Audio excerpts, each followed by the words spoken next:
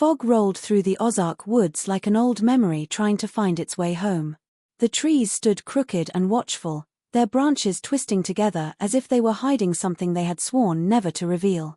I had come searching for the truth behind a marriage that locals spoke of only in low, uneasy tones, a man who had once introduced his young wife as his granddaughter, smiling with the kind of calm that suggested he saw nothing wrong with it, nothing strange, nothing worth questioning. Most stories about backwoods families drift into folklore, soft around the edges, but not this one. This one was sharp. A woman's scream had once been heard deep in these woods, years after she was supposed to be gone. And the man's shadow, at least, that's what they called it, was seen wandering near the abandoned cabin long after his death had been recorded. Funny thing was, no one ever truly agreed on what they saw. Some claimed he looked human. Others said he was far too tall, far too still, as if carved from the woods themselves. The path grew colder as I walked, though the season hadn't changed. Something was wrong here. The silence felt swollen, like it was holding its breath. Then I saw it, the cabin. Sagging. Sunken. Its windows were blackened with age, yet somehow I felt watched from behind them. A single rocking chair rested on the porch, moving ever so slightly though there was no wind. The locals said the girl used to sit there in the evenings, humming a tune she never learned from anyone alive. And that the man, her husband, her guardian, her blood, kept her close not out of love, but out of fear of what the woods might take from him if he let her wander. As I stepped closer, a low creak echoed from within, and the air thickened with a smell like rotting leaves and forgotten years. Something shifted in the shadows behind the doorway, slow, deliberate, aware. And before I could convince myself it was just my imagination, I heard it, a faint, trembling voice carried through the trees, whispering a warning that chilled me straight to the bone. The hidden cabin was first mentioned to me in the same uneasy way people talk about snake bites and old sins, quietly, quickly, and with a glance over the shoulder as if the woods themselves might be listening. According to the locals, it sat deeper in the Ozark Mountains than most hunters dared to go, tucked between steep ridges and a ravine that swallowed sound. They said the cabin didn't appear on any map, not because it was new or insignificant, but because someone long ago had wanted it forgotten. And usually, when a place is buried that deliberately, it's because of what happened inside. I didn't believe any of it at first. Stories about cursed hollows and haunted timberlines have a way of growing roots in remote places. But the deeper I traveled into the thickening forest, the more the air changed. It wasn't just the drop in temperature or the way the wind died completely. It was the sense that the land around me had memory, an old, bruised memory, and every broken tree branch under my boots felt like stepping on a nerve. The trail leading to the cabin was barely a path, more like an imprint left by feet that hadn't walked it in generations. The soil was too firm, the leaves too undisturbed, as though the forest had been careful to erase the evidence of anyone ever passing through. I pressed on until the trees thinned just enough to reveal the first shape of it, a roofline tilting downward as if bowing under the weight of secrets it never meant to hold. The wood was darkened, not only from age but from something more, something that felt absorbed rather than weathered. Even from a distance, the structure looked wrong. Not in design, but in presence. It didn't sit on the land so much as sink into it, like a grave that had stopped pretending. When I reached the clearing, the silence grew so absolute that it felt unnatural. No insect hum, no bird call, not even the rustle of a distant animal. The world around the cabin seemed suspended, as if time had stepped aside for something older to move through. The front door hung slightly open, but not enough to invite. It was the sort of door that made you wonder if it opened itself. There were claw-like scratches along the frame, long, shallow grooves that didn't match any animal native to the region. A faint smell drifted from within, something earthy and decayed, yet mixed with an oddly sweet undertone, like old flowers left too long in a sealed room. I took one step toward the porch, and the boards let out a sound that wasn't a creak but a sigh, deep and hollow, as though the cabin had been exhaling after waiting far too long for someone to return.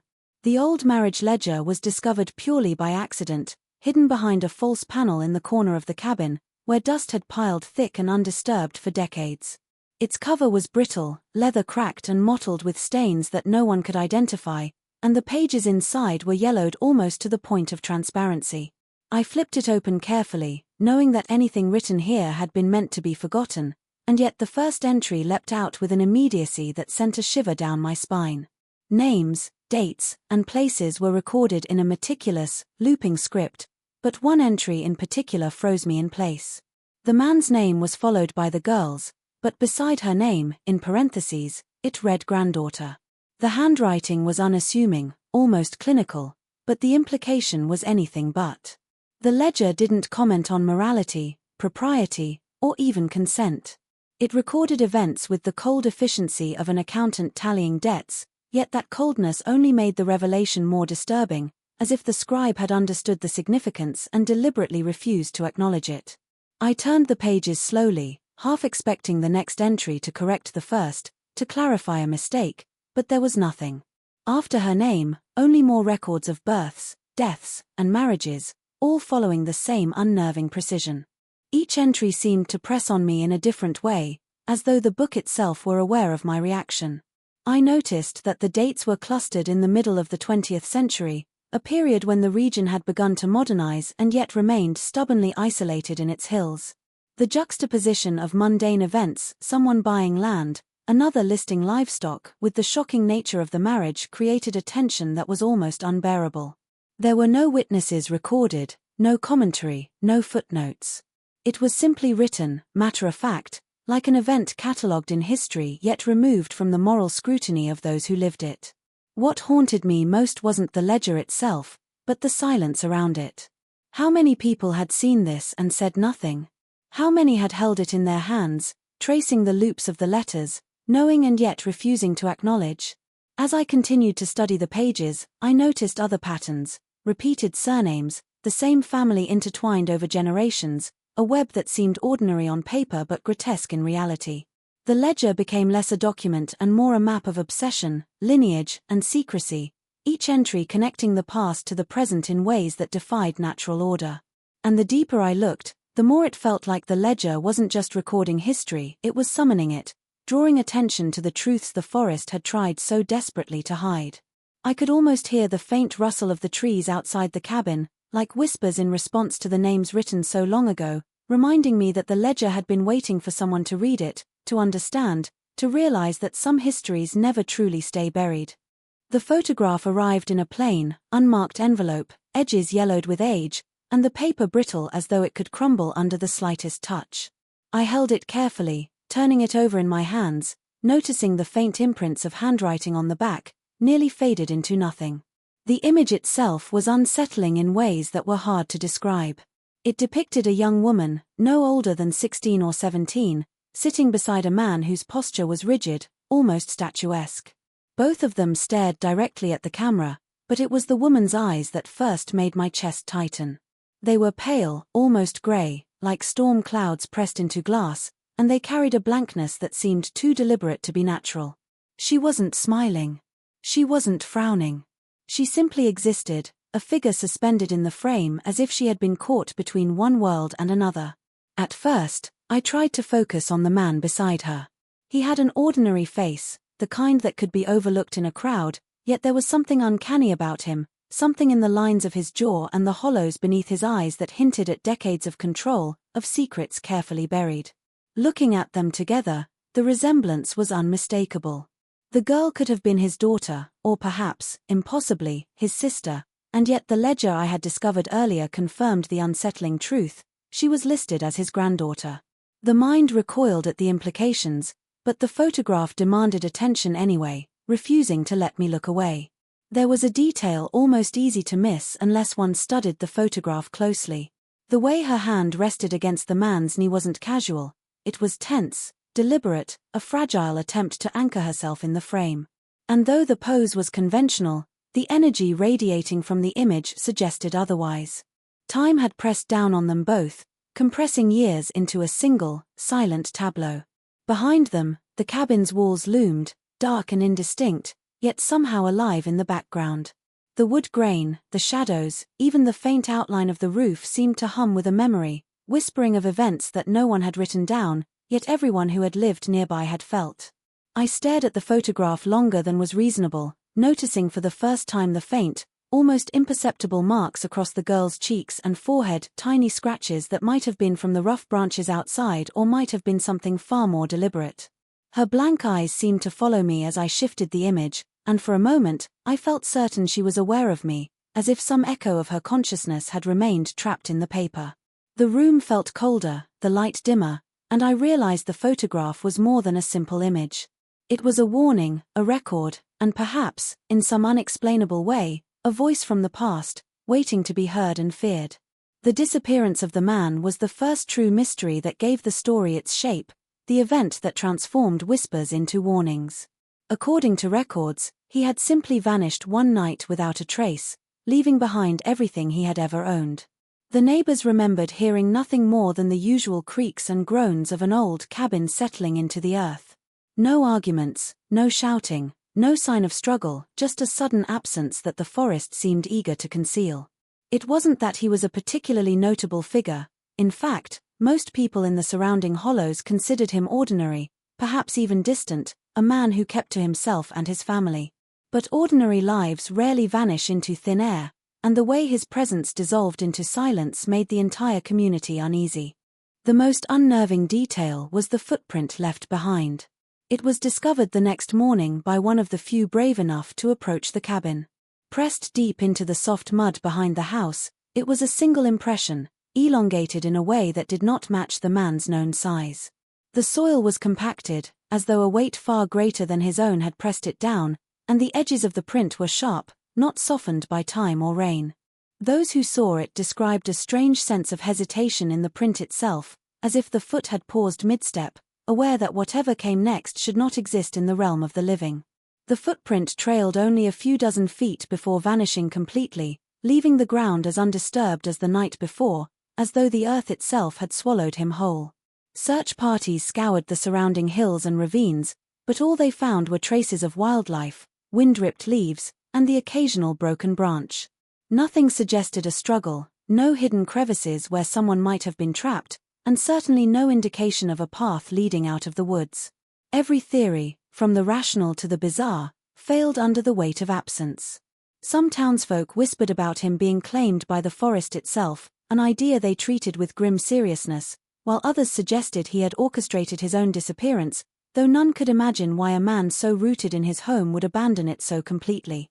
In the weeks that followed, the cabin seemed to mourn him, settling further into the soil, its shadows deepening and its walls groaning in ways that were almost sentient. Travelers passing by claimed to hear footsteps echoing from within, footsteps that began at the front door and stopped abruptly, as if someone had been frozen mid-stride. The absence of the man became a presence of its own, a weight pressing on the community. The single footprint remained a haunting symbol, the final, indecipherable clue of a man who had walked into the woods and into legend, leaving behind nothing but questions and the slow, suffocating certainty that some things were never meant to be found. The girl's journal was discovered years later in a rusted tin box buried beneath the floorboards of the cabin, a fragile remnant of a life that had been silenced before it could fully begin. The pages were brittle, edges curled and browned from time, and the ink had faded to a sepia hue that made some words almost illegible. Yet even in its fragile state, the writing carried a weight that was impossible to ignore, each sentence steeped in unease and a quiet desperation that seemed to seep into the very air around it. The entries began innocuously, describing mundane daily routines, fetching water from the creek, tending to a small garden, keeping the cabin tidy. But as the pages turned, a shift became apparent, subtle at first, then increasingly urgent. She wrote of voices that whispered in the corners of the room at night, soft murmurs that no one else could hear, calling her by names she did not recognize, names that made her shiver and clutch the covers closer. The tone of the journal changed dramatically with one entry dated late in the summer. She described wandering through the forest, following a narrow trail she had memorized since childhood, and noticing that the trees seemed different, alive in a way that frightened her. Their limbs stretched toward her like grasping hands, and the wind carried a voice she could not place. She wrote that it spoke her name, not in words she understood, but in a cadence that made her feel both drawn and trapped.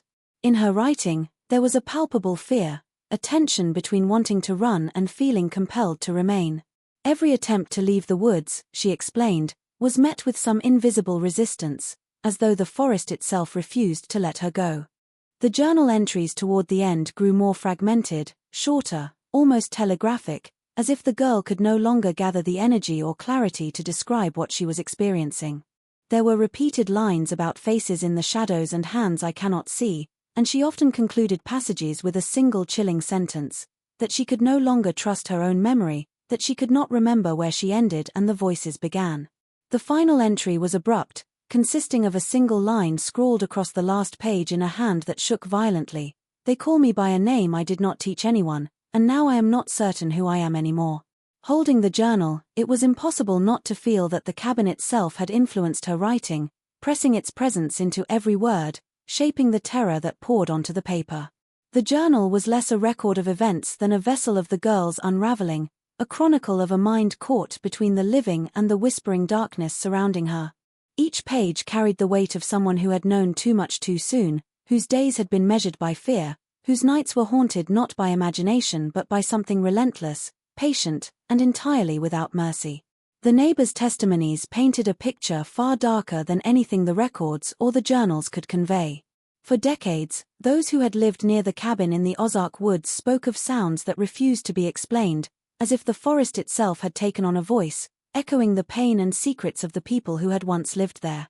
Elderly residents remembered hearing a woman's crying during nights when the moon hung low and full over the ridges, her wails sharp and cutting, breaking the usual stillness of the forest.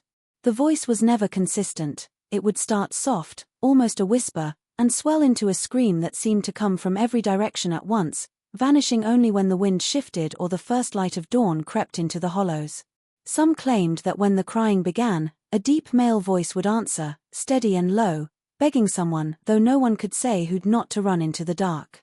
The pleading tone was unnerving, almost paternal, yet it carried an edge of something coercive, something that suggested a control far beyond what should have been humanly possible. Neighbors described an odd rhythm to the events, almost as if the voices followed a schedule that no one could predict but everyone could feel. On nights when the wind moved just right, the sound of soft footsteps would accompany the crying, careful and deliberate, never approaching but never retreating either. Windows rattled in response, though the houses were miles from the cabin, and animals refused to leave their pens, huddling silently as if understanding the weight of what was happening beyond sight. Some neighbors swore that the cries were accompanied by glimpses of figures in the trees, faint, human-like silhouettes, barely distinguishable from the shadows, yet unmistakably there. The memory of seeing them was described as a physical chill, a sense that the air itself had grown heavy with dread. Testimonies also mentioned how the voices affected the children of the neighborhood.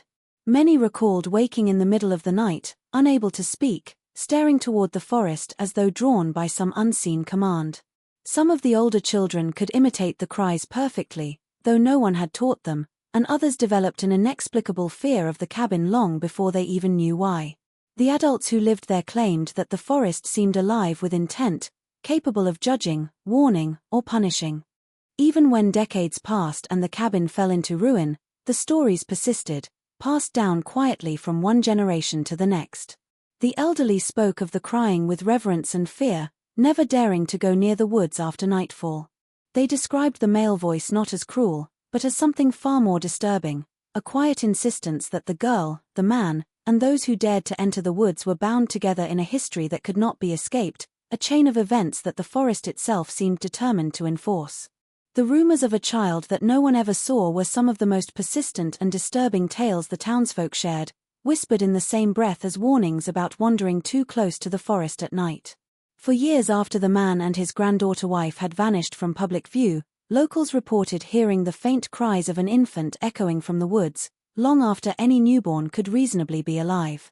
The sound was described as fleeting and elusive, a tiny, desperate wail that seemed to circle the trees rather than come from a single point, vanishing when approached, returning when ignored. Some claimed they had heard it from their porches, others while passing the edge of the forest, and a few even from within their own homes, though all were careful to note that the walls and doors had been firmly closed.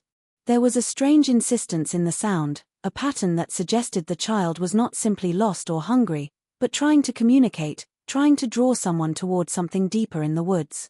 Accounts of hearing the cries often coincided with other odd phenomena. Windows rattled as if something brushed against them, and dogs and livestock became restless, barking at invisible threats. Some of the older children in the community claimed that at dusk they could hear soft coos and murmurs responding to their own voices, as if the unseen child was attempting to mimic or acknowledge them. The adults who recounted these experiences were careful to emphasize that the sounds were never audible during daylight, and they always carried a sense of weight, a tension that pressed into the chest and left a lingering unease long after the cries had faded. Even more unsettling were the accounts of the shadows that sometimes accompanied the cries. People swore they saw glimpses of movement deep in the thickets, small shapes darting between the trees, but always just out of clear sight, impossible to follow, yet undeniably deliberate in motion. When approached, these shapes would vanish, leaving only the echo of the infant's voice and the heavy, unnatural silence of the woods. Some theorized that the child had been hidden from the world for its own protection, or perhaps as a consequence of the twisted family history that had played out in the cabin decades earlier. Others were convinced the cries were a curse, the forest itself preserving a presence that should never have existed, keeping the memory alive through sound alone. The reports persisted for decades, growing more fragmented but never fully disappearing. Travelers and new residents often dismissed them as superstition, yet even the most skeptical could not deny the unnerving sensation that accompanied a walk near the cabin at dusk. The unseen child became both a legend and a warning, a reminder that the woods held their own rules, and that some lives, whether born or imagined, left traces that time could never erase. The cries, insistent and haunting, were a thread that bound the community to a history it neither fully understood nor dared to confront. The discovery of the locked trunk beneath the floorboards added a tangible, almost unbearable weight to the stories that had circulated for decades. It was a rusted iron box, square and unyielding, buried carefully under the worn wooden planks of the cabin's main room. The boards above it had been pried loose and replaced with meticulous care, almost as if someone had known it would need to survive undisturbed for years, waiting for a future hand brave or foolish enough to open it. The trunk was covered in layers of dust and cobwebs, yet there was an aura around it, a sense that it had been sitting silently, aware, holding its contents with deliberate patience. When it was finally pried open, the items inside were arranged with a careful precision that suggested ritualistic importance rather than mere storage. On the top layer rested a marriage license, yellowed and brittle, edges curling like dry leaves. The paper carried signatures in a careful hand, yet the names themselves were jarring, shocking to anyone who had followed the story. The license formalized a union that had seemed impossible even in whispered accounts. The man had indeed married his granddaughter, binding 2 generations together in a record that no one could easily reconcile. Beneath the license lay a blood-stained ribbon, its origin and purpose unknown, darkened to a nearly black hue with age. The ribbon was tied in a perfect knot, a delicate, almost ceremonial gesture, and it carried a faint metallic scent, subtle but unmistakable, as if it had absorbed something more than time could explain. At the bottom of the trunk rested a small wooden carving, hand-hewn and crude in its craftsmanship. It depicted 2 figures holding hands, one larger, one smaller, faces indistinct yet eerily human. The wood itself was darkened with age, and tiny cracks ran along the grain, giving the figures an appearance of being frozen mid-motion, suspended between life and something else. It was difficult to look at the carving without feeling a weight pressing on the chest, a silent accusation that spoke of ties that had gone far beyond normal family bonds, of a relationship that was both intimate and deeply unnatural. The arrangement of the items, the care with which they were preserved, and the unmistakable symbolism of each object suggested that whoever had placed them there had intended them to endure long after their own life had ended. The trunk, in its quiet permanence, became more than a container. It became a relic of a twisted history, a physical testament to the stories that had been whispered through the Ozark woods for decades. Anyone who discovered it could feel the gravity of what it held, the sense that each object was a piece of a puzzle meant to remain unsolved, or perhaps a warning for those who might dare to uncover the truth hidden beneath the forest's shadowed canopy. The trunk was not just a discovery, it was a confrontation with the past, an invitation to witness a family secret that had resisted explanation for generations. The strange footprints that reappeared 60 years after the man's disappearance added a new layer of terror to a story already steeped in unease. Locals were the first to notice them, claiming that the prints appeared in exactly the same clearing where the man had last been seen, pressed deep into the soft soil as if he had returned from the void itself. At first, people thought it might be a trick of nature, the result of erosion or rain shaping the ground into shapes that suggested human feet. But the impressions were precise, unmistakably deliberate, and impossibly deep for any human being alive. Some measured them, noting the length and depth, and concluded that no man, no matter how large or heavy, could have left such marks. The width of the prints suggested a weight far beyond normal, as if someone or something had pressed down with the combined force of generations. The pattern of the footprints was equally disturbing. They began at the edge of the clearing, stopping abruptly after a dozen steps, and then resumed in another location as though the entity that had made them had skipped through the woods, vanishing and reappearing at will. Those who tried to follow the trail reported an oppressive feeling, as if the forest itself was aware of their intrusion, guiding or misdirecting them with whispers in the leaves and shadows that seemed to bend unnaturally.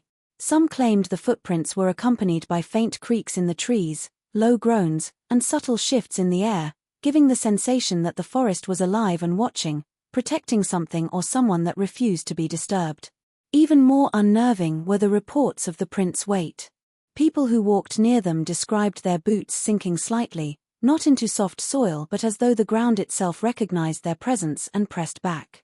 Animals avoided the area entirely, dogs barked incessantly at nothing, and deer that wandered too close would freeze mid-step, staring into the shadows and retreating as if warned by an invisible presence. There was a sense that the footprints were a message, or perhaps a warning, left not for humans, but for something older, something that had existed long before the cabin and its occupants had ever come to the woods. The phenomenon drew curiosity and fear in equal measure. Scholars, locals, and thrill-seekers came to investigate, yet no explanation satisfied them.